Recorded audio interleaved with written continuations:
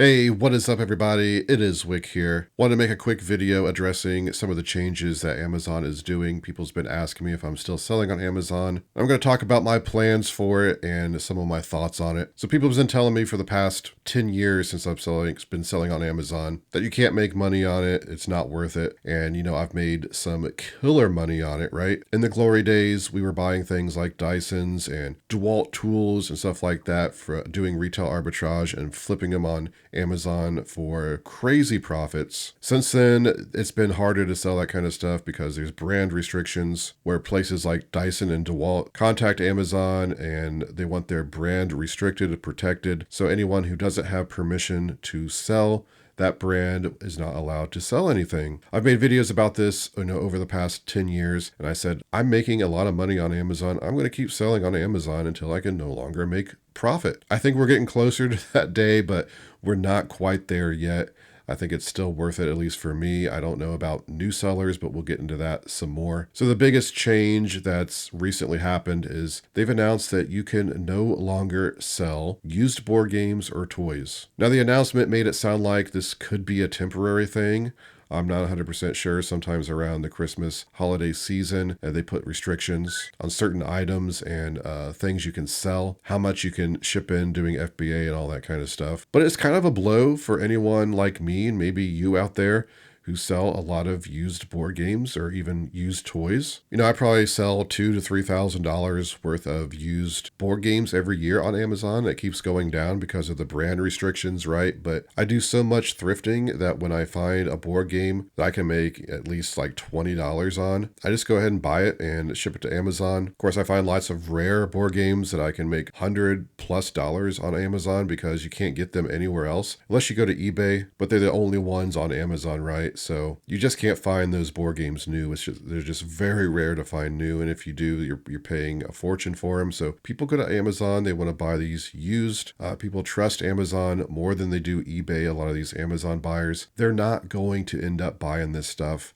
on eBay, I don't think. I think they're going to go looking for these board games and they're just going to buy them new on Amazon if they're actually on there. But these discontinued board games, people like Hasbro are not selling anymore. So the only place to get them is eBay. But I don't think we're going to see this phenomenon where everyone goes to eBay to buy games now. I do think Amazon's going to miss out on some pretty good fees though, because the majority of the board games I was buying to sell on Amazon, they're not worth selling on eBay. It's just not worth the time after you pay shipping, and you're selling them for a lot lower. Now, of course, there's some board games that are worth a lot of money that's still going to be worth selling on eBay for sure. So I'm just not going to be buying any more used board games. Luckily, I didn't have hardly any used board games that I was sending to Amazon currently. I think there's maybe 2 I had, which I'll either sell on eBay or just donate. If I find them new sealed and they're not brand restricted, I'm still going to be shipping them to Amazon to sell. All I can say is I'm getting real tired. Real tired of trying to jump through the hoops that Amazon puts up for sellers. I've made videos in the past where I'm talking about people who are thrifting and doing retail arbitrage. Amazon is not for them. That eventually Amazon is going to cut these people off for sure, right? But until they do, there's a lot of money to be made. And I think I've proven that over the years, right? People were like, Wick, you should just stop selling on Amazon. It's like, we're talking about multiple 6-figure years selling on Amazon. Like, why would I just stop selling on Amazon until I, can't anymore, right? There's still so much potential in Amazon. This isn't a complete, bash of Amazon. There's wholesale opportunities.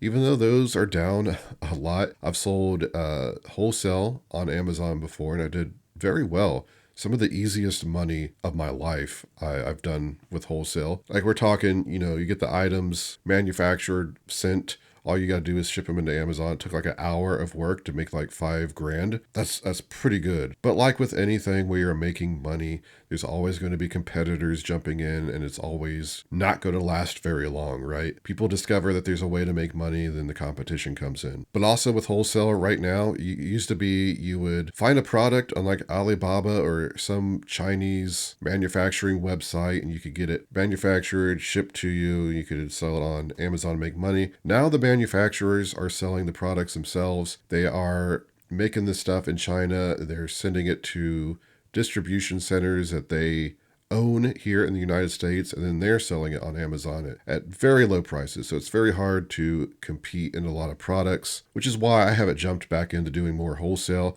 I do plan on returning to that, but currently with the economic situation, tariffs and everything, it's too hard to predict how much you're going to be paying in fees and taxes and everything. So once that calms down and is more steady, I think I'm going to jump back into that. But not just wholesale. There's people that are jumping through loopholes, getting brand permissions, to sell DVDs, music. People still make good money selling books. I see recommended videos all the time, people who are buying on eBay and selling on Amazon. I used to do very well doing that as well. I was probably making just $2,000 or $3,000 a month buying discontinued products on eBay and selling them on Amazon. But again, they just keep restricting and restricting and restricting. And if you're a new seller, you have even more restrictions. So it's even more difficult to get inventory to sell on Amazon. And I believe most of these videos where I'm seeing eBay to Amazon flips is more about to make money on the course, to teach somebody how to do that. Also, the fees have been going crazy for doing FBA and just selling fees in general on Amazon. I used to be able to ship 3 50-pound boxes for about $25 of just mixed items.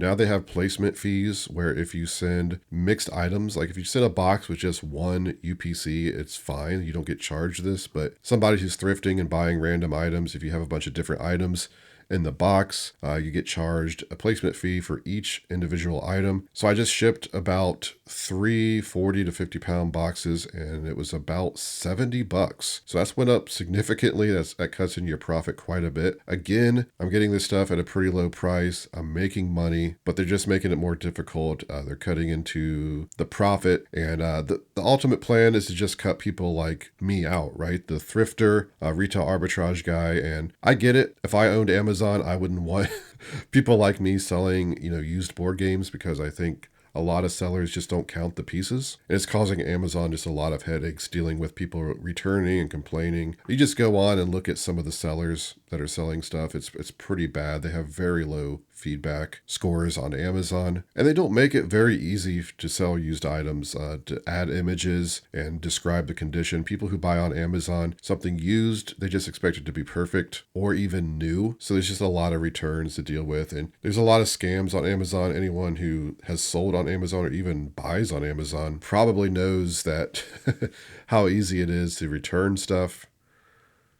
Part of the agreement, if you're selling on Amazon, is to do no questions returns. So that very much cuts into your profit, which is why Amazon is only for select people who want to deal with that stuff. Again, even with the returns, the scams, the fees, I'm still making money every year. So until I can't, I'm going to be selling on Amazon. Now, I might be cutting out doing FBA because I feel like FBA is just not worth it with the extra fees. You used to be able to price your items much higher doing FBA, and it made paying the extra fees worth it because you could get more than seller fulfilled sellers, merchant fulfilling sellers. But now, not so much. For instance, this week I decided to sell 4 Christmas inflatables that I had, Mickey Mouse Christmas inflatables. I got on clearance, paid $20 for them, put them on Amazon, done seller fulfilled. They all sold within a week, probably like 5 days, for $125. To ship those in, because the boxes are larger, would have probably cost $70 to $80, right? But I probably could have sold them for like $150, so about $25 more. But then I would have had to pay more on the FBA side of the fees. I don't have to pay shipping when the item sells doing FBA, and I had to pay shipping, to ship them out when they sold for $125. So I had to pay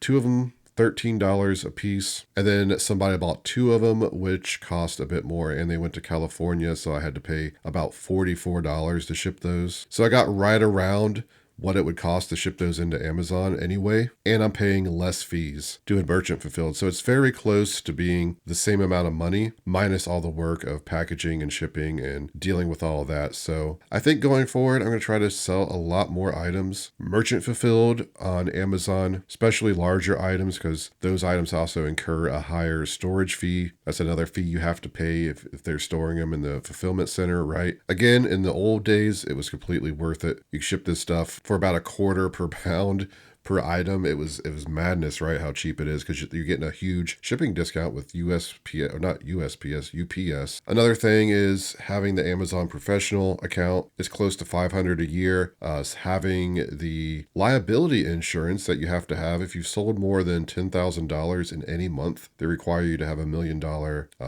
liability insurance policy. That's about $500 a month as well. So just for me having the privilege of selling on Amazon the way I do, I'm paying $1,000 a year. Again, still making profit. Also, I'll still be making profit not selling used board games with the brand restrictions. But again, that noose is tightening around the neck. At some point, it's just not going to be plausible to sell this stuff on Amazon. Another thing I was considering is just selling, doing FBA and a mix of merchant fulfilled, only fourth quarter, just saving everything in fourth quarter, send it all in, get it listed, get it flipped right. Anything by February that hasn't sold, I just have sent back to me. One of the magical things about Amazon is you get really fast sales, right? Most of my fourth quarter Christmas inventory, I send in around this time. I just sent in the 3 boxes for my final shipment of the year. All that stuff will sell before, probably Thanksgiving even. If you're selling the right types of items, you're pricing them right, it's pretty easy to move inventory on Amazon for a higher price. But let me know in the comments. I'm really curious, all the Amazon sellers out there. People are only doing merchant fulfilled. Let me know how that's going. I know I've got some comments, people who are dropping out. The last straw was the taking away the used board games, even selling like used books. The fees on books to sell them are so high, and there's so much competition, and there's just not as many people buying books anymore. It's still, if you're doing it right, you're hustling, you can still make money. I know there's going to be people that are like, I'm a bookseller and I'm doing 6 figures a year.